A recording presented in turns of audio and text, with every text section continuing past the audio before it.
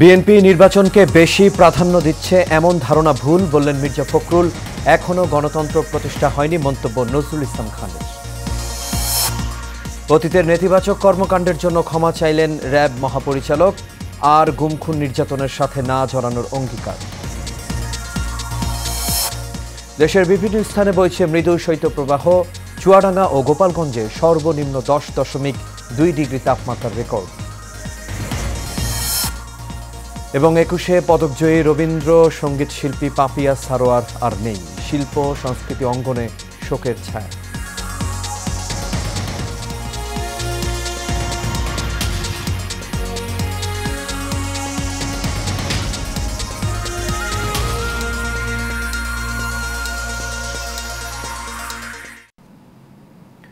সবাইকে স্বাগত এশিয়ান নিউজে। দর্শক, পুরো সংবাদ জুড়ে আপনাদের সঙ্গে আছি আমি আনোয়ার রাজা। এখন শুনছেন বিআরবি কেবল ইন্ডাস্ট্রিজ লিমিটেড সংবাদ শিরোনাম। এবার চলে যাচ্ছি পুরো খবরে। সংস্কার নয়, নির্বাচনকে বিএনপি প্রাধান্য দিচ্ছে এমন ধারণা ভুল বলে দাবি করেছেন দলটির মহাসচিব মির্জা ফখরুল ইসলাম আলমগীর। দুপুরে বিমানের একটি ফ্লাইটে যুক্তরাজ্য থেকে ঢাকার হজরত শাহজালাল আন্তর্জাতিক বিমানবন্দরে পৌঁছানোর পর সাংবাদিকদের সঙ্গে আলাপকালে তিনি এমন দাবি করেন। এ সময় তিনি জানান, সব মামলা শেষে দেশে ফিরবেন বিএনপির ভারপ্রাপ্ত চেয়ারম্যান তারেক রহমান। বিস্তারিত মণ্ডল এনামের রিপোর্টে। বিএনপির ভারপ্রাপ্ত চেয়ারম্যান তারেক রহমানের সঙ্গে দেখা করে 11 দিন পর যুক্তরাজ্য সফর শেষে দেশে ফিরেছেন দলটির মহাসচিব মির্জা ফখরুল ইসলাম আলমগীর। এ সময় রাজনৈতিক দলগুলো বর্তমান অন্তর্বর্তী সরকারকে ব্যর্থ প্রমাণের চেষ্টা করেছে। তথ্য ও সম্প্রচার উপদেষ্টা নাহিদ ইসলামের এমন বক্তব্যকে রাজনীতি বিরোধী বলে মন্তব্য করেন মির্জা ফখরুল। ওনার এই বক্তব্য এটা রাজনীতি বিরোধী বক্তব্য, এবং আমি আশা করি না যে তারা এই ধরনের বক্তব্য রাখবেন।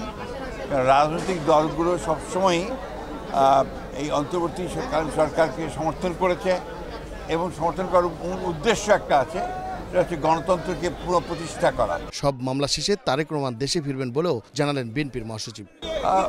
ওনার যখন সুযোগ হবে, অর্থাৎ আপনার মামলা মোকদ্দমাগুলো শেষ হয়ে চলে আসবে।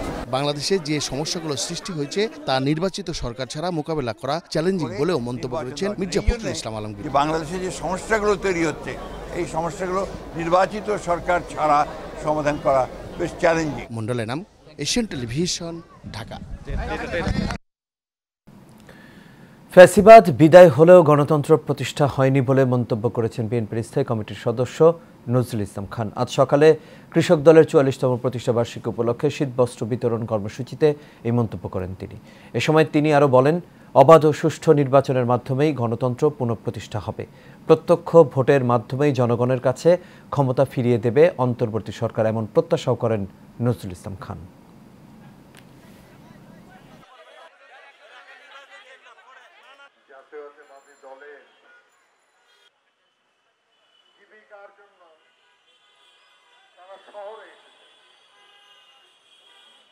এখানেও তারা কষ্টে আছে।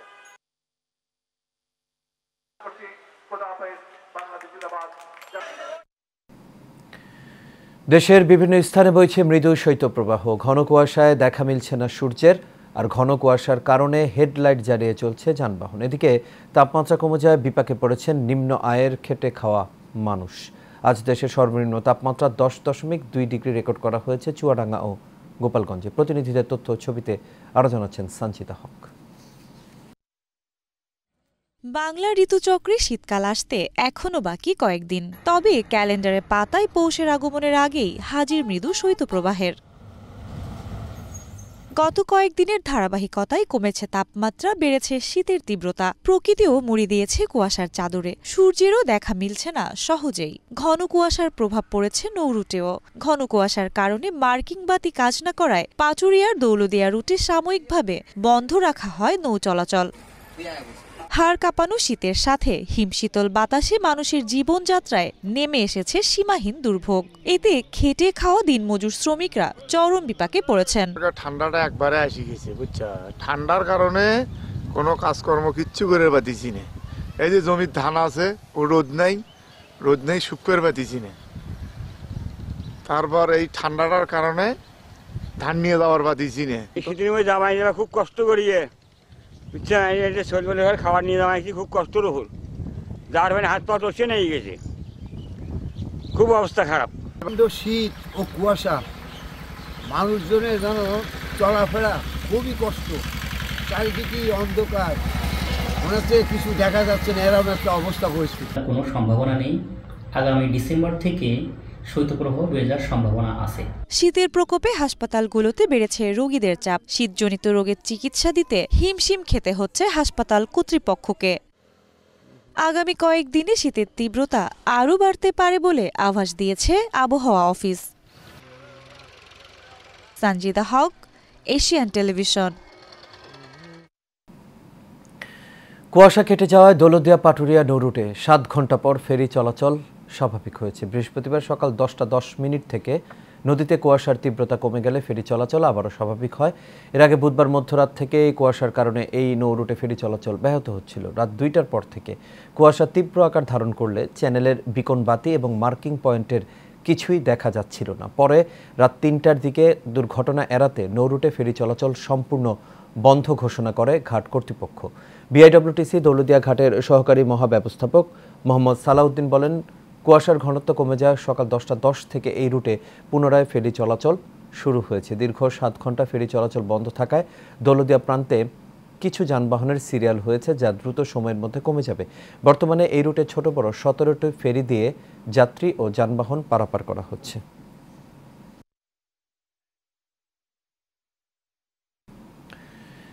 একুশে পদকজয়ী রবীন্দ্র সঙ্গীত শিল্পী পাপিয়া সারোয়ার আর নেই। বৃহস্পতিবার সকাল 8টার দিকে রাজধানীর একটি বেসরকারি হাসপাতালে মৃত্যু হয় তার। মৃত্যুকালে পাপিয়া সারোয়ারের বয়স হয়েছিল 72 বছর। দীর্ঘদিন ক্যান্সারের সঙ্গে লড়াই করছিলেন পাপিয়া, কিন্তু শেষ রক্ষা আর হলো না। চিকিৎসকদের সব চেষ্টা ব্যর্থ করে চলে গেলেন এই গুণী শিল্পী।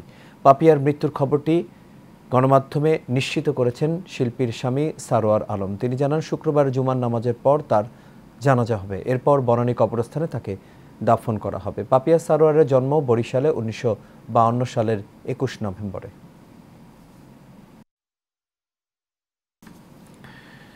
নাফ নদী ও টেকনাফ সেন্ট মার্টিন নৌরুটে দেশের জলসীমা দিয়ে সাবধানতা বজায় রেখে ছোট ছোট বোট চলতে পারবে। বৃহস্পতিবার সকালে এমনটি জানিয়েছেন টেকনাফ উপজেলা নির্বাহী কর্মকর্তা শেখ এহসান উদ্দিন। মিয়ানমারের অভ্যন্তরে সে দেশের সরকারি বাহিনী ও বিদ্রোহী গোষ্ঠী আরাকান আর্মির মধ্যে সংঘাতের কারণে গত রোববার থেকে টেকনাফের নাফ নদীতে নিরাপত্তার জন্য নিষেধাজ্ঞা জারি করেছিল উপজেলা প্রশাসন।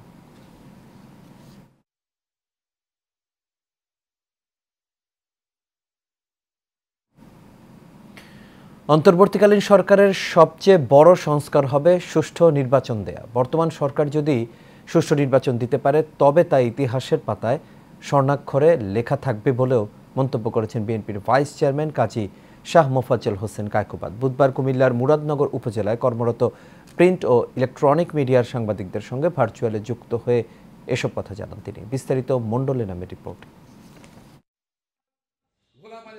দেশের চলমান পরিস্থিতি নিয়ে কুমিল্লার মুরাদনগরে উপজেলায় কর্মরত সাংবাদিকদের সঙ্গে ভার্চুয়ালে যুক্ত হয়ে বিএনপির ভাইস চেয়ারম্যান কাজী শাহ মোফাজ্জল হোসেন কায়কোবাদ এই আলোচনা সভায় যোগ দেন।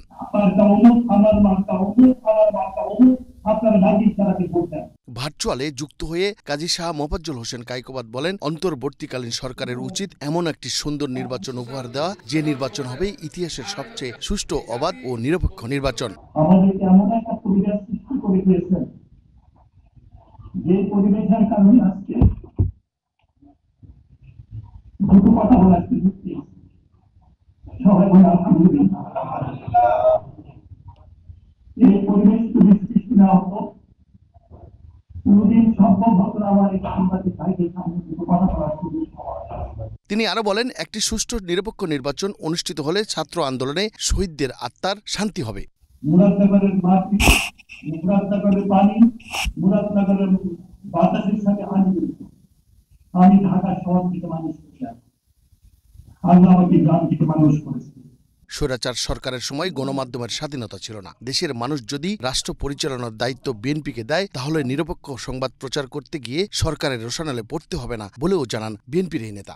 আপনাদের কি সাহস ছিল সত্য কথাটা লেখা? আপনার কি পারছেন সত্য কথা লিখতে? সত্য কথা লিখতে গেলে আপনাদের তো মামলা ভাষা দিন জানি না মুরাদনগরে সাংবাদিকদের মতো হয়েছে কিনা।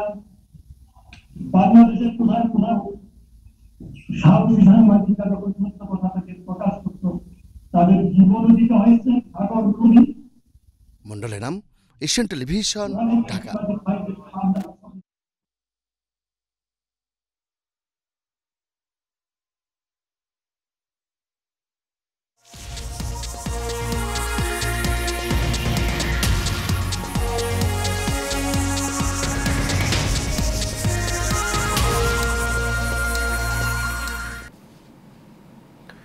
দর্শক, বিরতির পর আবার আমন্ত্রণ, আপনারা দেখছেন এশিয়ান নিউজ, আর সঙ্গে আছি আমি আনোয়ার রাজ। প্রিমিয়াম মেগা গেটেড কমিউনিটি রূপায়ণ সিটিতে আয়োজিত হচ্ছে ড্যাফোডিল ইন্টারন্যাশনাল স্কুলের 3 দিনব্যাপী উইন্টার ক্যাম্প। শিক্ষকরা বলছেন এমন আয়োজন শিক্ষার্থীদের মানসিক বিকাশে বড় ভূমিকা রাখবে। মেহরাব সুমনের রিপোর্টে দেখুন বিস্তারিত। Premium mega gated community Rupayan city উত্তরাতে শুরু হয়েছে ড্যাফোডিল ইন্টারন্যাশনাল স্কুলের উইন্টার ক্যাম্প। এ উপলক্ষে শীতের সকালে এক ম্যারাথনে অংশ নেন স্কুলের শিক্ষার্থীরা। নিজ গৃহের বাইরে শিক্ষা প্রতিষ্ঠানে এমন আয়োজনে অংশ নিতে পেরে বেশ উৎফুল্ল খুদে শিক্ষার্থীরা। ড্যাফোডিল ইন্টারন্যাশনাল স্কুলের ভাইস প্রিন্সিপাল নাজাহ সালাওয়াত বলেন, রূপায়ণ সিটিতে কোয়ালিটি এডুকেশন নিশ্চিতে এ ধরনের ট্রেনিং ক্যাম্প করতে পেরে তারা আনন্দিত। আপনারা দেখেছেন যে সকালবেলা কি সুন্দর একটা পরিবেশে আমাদের ম্যারাথন হয়েছে। এটা আসলে উইন্টার ক্যাম্পের একটা পার্ট ছিল, মিনি ম্যারাথন, অ্যান্ড যার থিম ছিল রান ফর কোয়ালিটি এডুকেশন। এবং আমি রূপায়ণ সিটির যারা কর্তৃপক্ষ তাদের ধন্যবাদ জানাই, কারণ 5:30 থেকে আমরা অ্যাক্টিভিটি শুরু করেছি এবং তাদের গার্ড ছিল, অ্যাসোসিয়েটেড পার্সোনাল ছিল। So thank you everyone. Premium mega gated community Rupayan city উত্তরাতে এ ধরনের স্বাস্থ্য সচেতনতা বিষয়ক আয়োজন জীবনযাত্রায় ভিন্ন মাত্রা যোগ করবে বলেও মনে করেন আয়োজকরা। যে কোনো কিছুর জন্যই আমাদের পরিবেশ দরকার, এবং সেই পরিবেশটা পাওয়া যায় হচ্ছে এই রূপায়ণের প্রিমিয়াম মেগা গেটেডে। কারণ এখানে শুধুমাত্র যে থাকার জায়গা তা না, এখানে যেই সুন্দর পরিবেশ, আমাদের চারিদিকে যেমন সবুজ দিয়ে ভরা এবং রাস্তাঘাট, সিকিউরিটি স্পেশালি, এই সব কিছু মিলে রূপায়ণের যেই মেগা গেটেড প্রজেক্ট, এইটা তুলনা অপরিসীম। 3 দিনব্যাপী এই আয়োজন 11 ডিসেম্বর থেকে চলবে 13 ডিসেম্বর পর্যন্ত। Mehrab Suman, Asian television, Dhaka.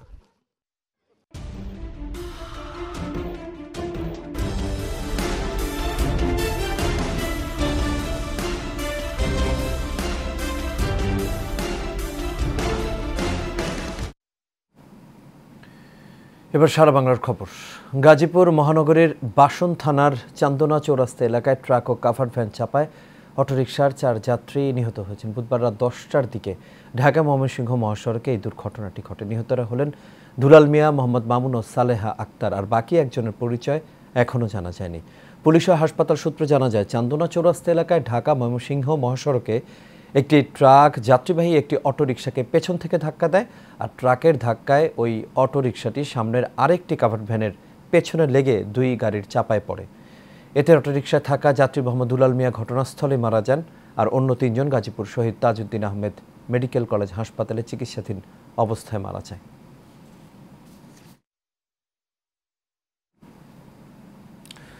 ঝালকাঠির নলসিটিতে 2টি স্কুলের পাশে গড়ে উঠেছে অবৈধ ইটের ভাটা। কালো ধোঁয়ায় দূষণ তো চলছেই, সেই সাথে স্কুল ঘেঁষে বেপরোয়া শব্দে চলা ট্রলিতে ব্যাহত হচ্ছে শিক্ষার্থীদের পাঠদানও। স্কুল কর্তৃপক্ষ বলছে, ইট ভাটা মালিক প্রভাবশালী হওয়ায় কিছুই করতে পারছেন না তারা। সম্প্রতি উপজেলা শিক্ষা কর্মকর্তার নিকট লিখিত অভিযোগ দিয়েও কোনো প্রতিকার মেলেনি। ঝালকাঠির নলসিটি থেকে ইব্রাহিম খান শাকিলের পাঠানো রিপোর্ট জানাচ্ছেন সঞ্জিতা হক। স্কুলটির ধার ঘেঁষে ইটভাটা, এতে আগুন জ্বলে, ইট পড়ে, মাটি খুঁড়ি ইট বোঝাই করে ট্রলির পর ট্রলি আসে। ধুলো আর ধোঁয়ায় আচ্ছন্ন হয় পুরো এলাকা। এরই মধ্যে চলে শিক্ষার্থীদের আসা যাওয়া, পড়াশোনা আর খেলাধুলা। উপজেলার সরই প্রাথমিক বিদ্যালয় থেকে 200 গজ ও মাটিভাঙা মাধ্যমিক বিদ্যালয় থেকে কয়েক মিনিট হাঁটা দূরত্বে ফসলি জমিতে গড়ে উঠেছে রিয়াজ ব্রিক্স নামের এই ইটভাটা। একে তো ফসলি জমিতে অবৈধ ইটভাটা, তার ওপর স্কুলের পাশে। শিক্ষার্থীদের অভিযোগ, কালো ধোঁয়ায় স্বাস্থ্য ঝুঁকিতে রয়েছেন তারা। এই ইটের ধোঁয়ার কারণে আমরা স্কুলে আসতে পারি না, তারপর ছোট ছোট বাচ্চারাও আসতে চায় না। তার জন্য সরকারের কাছেও অনুমতি চায়, এটা তাড়াতাড়ি বন্ধ। ইটভাটার জন্য আমাদের স্বাস্থ্যের ক্ষতি, তারপর লেখাপড়ার জন্য ক্ষতি হয়। উপজেলা স্বাস্থ্য কমপ্লেক্সের শিশু কনসালটেন্ট ডাক্তার মোহাম্মদ ফয়সাল হাসান ভুঁইয়া জানান, ইটভাটার ধোঁয়া ও ধুলাবালি স্বাস্থ্যের জন্য মারাত্মক ক্ষতিকর। নিয়মিত এরকম বিষাক্ত বাতাস বা ধোঁয়া ফুসফুসের মধ্যে যদি প্রবেশ করে থাকে, এই ছোট বয়সী শিশুদের ফুসফুসে মারাত্মক অসুখ বিসুখ হতে পারে। শব্দও তৈরি হয় ইটভাটার প্রোডাকশনের জন্য, মালামাল আনার জন্য, বড় ভারী গাড়ি আসা যাওয়ার জন্য। সেক্ষেত্রে শব্দ দূষণের কারণে শিশুদের শ্রবণ শক্তি কমে যেতে পারে, এমনকি বধিরও হয়ে যেতে পারে। এমন অবস্থায় স্কুলের পাশে থাকা অবৈধ ইটভাটাটি অবিলম্বে বন্ধের ব্যবস্থা করতে ঊর্ধ্বতন কর্তৃপক্ষকে জানানো হয়েছে বলে জানালেন প্রধান শিক্ষক। ইটভাটার জন্য তো আমাদের অবশ্যই ক্ষতি হয়, যেহেতু একদমই কাছে আমাদের সামনে বাচ্চাদের সমস্যা, এবং যখন ওটা পড়ে তখন তো যে শ্রেণীকক্ষে পাঠদানের সমস্যা হয়। এদিকে উপজেলা নির্বাহী অফিসার বলেছেন, স্কুল সংলগ্ন ইটভাটা বিষয়ে তিনি কিছুই জানেন না। অভিযোগের সত্যতা পেলে প্রয়োজনীয় পদক্ষেপ নেয়ার কথাও জানান তিনি। অবৈধ যে ইটভাটাগুলো রয়েছে, পরিবেশ অধিদপ্তরের ছাড়পত্র কিংবা যথাযথ লাইসেন্স ছাড়া কোন ধরনের ইটভাটা পরিচালনা করার সুযোগ নেই।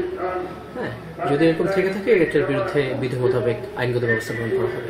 এ বিষয়ে একাধিকবার যোগাযোগ করা হলেও ক্যামেরার সামনে কোনো কথা বলতে রাজি হননি ইটভাটার মালিক। সঞ্জিদা হক, এশিয়ান টেলিভিশন।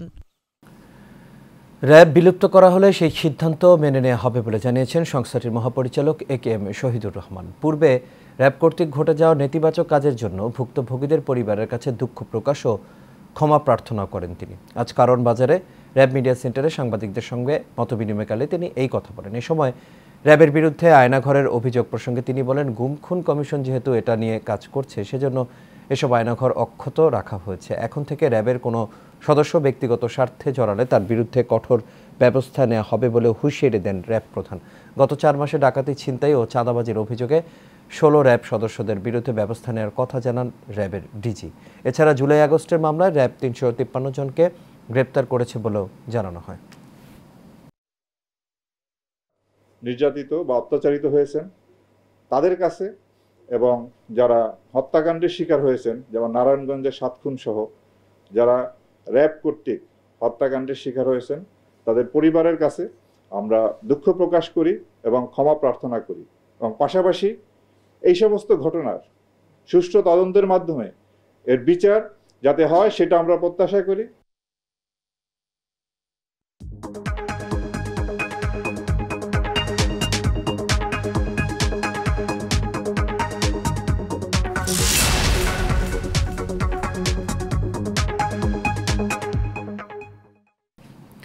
এবার এক্সিম ব্যাংক বাণিজ্য সংবাদ। ইউটিউব দেখে শখের বশে কমলা চাষ করে তাক লাগিয়ে দিয়েছেন কুষ্টিয়ার খোকসা উপজেলার হিলালপুর গ্রামের এক তরুণ উদ্যোক্তা। মিষ্টি জাতের কমলা চাষ করে ভাগ্য ফেরানোর স্বপ্ন দেখছেন তিনি। ইউটিউব দেখে 2020 সালে 2 বিঘা জমিতে বিষমুক্ত ফল আবাদের পরিকল্পনা করেন মনিরুল। বর্তমানে 10 বিঘা জমিতে রয়েছে চায়না কমলার চাষ। প্রতিদিন বিভিন্ন এলাকা থেকে অনেকে আসছেন কমলা বাগান দেখতে। সুমিষ্ট এই ফল চাষে অপার সম্ভাবনা দেখছে কৃষি বিভাগ। পারিবারিক পুষ্টি নিশ্চিতের পাশাপাশি আর্থসামাজিক উন্নয়নে কৃষি বিভাগ নিরলসভাবে কাজ করছে বলে জানান উপজেলা কৃষি বিভাগ।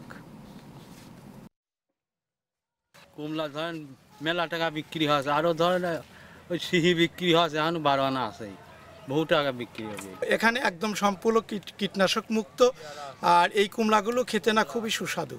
তো এই ফার্মটা বাগানটা দেখে আমার খুব ভালো লেগেছে। আমি মনিরুল আমার দোস্ত মানুষ, ওর সাথে একটু পরামর্শ করেছি নিজে একটি বাগান করব। আসলে আমাদের বাংলাদেশের মাটিতে অনেকে বলে যে কমলা চাষ হয় না। আপনি যে কোনো চাষ করবেন যদি আপনি উদ্যমীভাবে করতে পারেন, তাতে অবশ্যই সফল হওয়া সম্ভব নতুনদের। এখন আমার এই বাগান ধরেন আমি যখন 1 বিঘা দিয়ে 2 বিঘা দিয়ে শুরু করলাম, তখন মনে হলো যে আসলে আমি সফল হব না। সফল হওয়ার পর থেকে দেখেন এখন অনেক ফল ফুলে। এবার প্রবাস সংবাদ।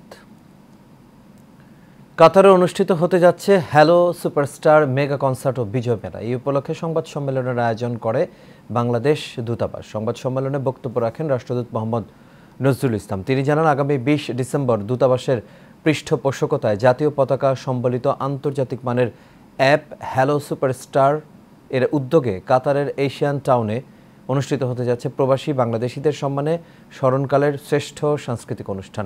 বিজয় দিবস উপলক্ষে বাংলাদেশ দূতাবাস ও কাতারস্থ বাংলাদেশ স্কুল ও কলেজের আয়োজনে কলেজ প্রাঙ্গণে 18 থেকে 21 ডিসেম্বর অনুষ্ঠিত হতে যাচ্ছে এই বিজয় মেলা। এর সাথে শেষ করবে এশিয়ান নিউজ। তবে যাবার আগে বিআরবি কেবল ইন্ডাস্ট্রিজ লিমিটেড সংবাদ শিরোনামগুলো দেখে নেব দর্শক আরও একবার।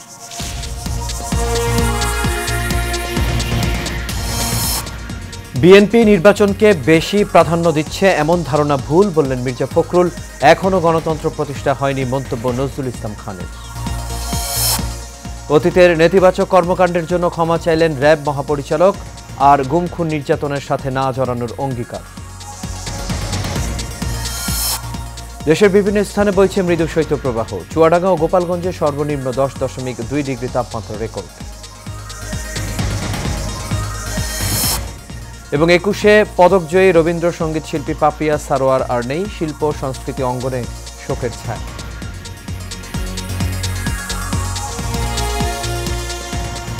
দর্শক, এই ছিল আমাদের এখনকার আয়োজন। আমাদের পরবর্তী সংবাদ দেখার আমন্ত্রণ রইল। এতক্ষণ সাথে থাকার জন্য সবাইকে ধন্যবাদ।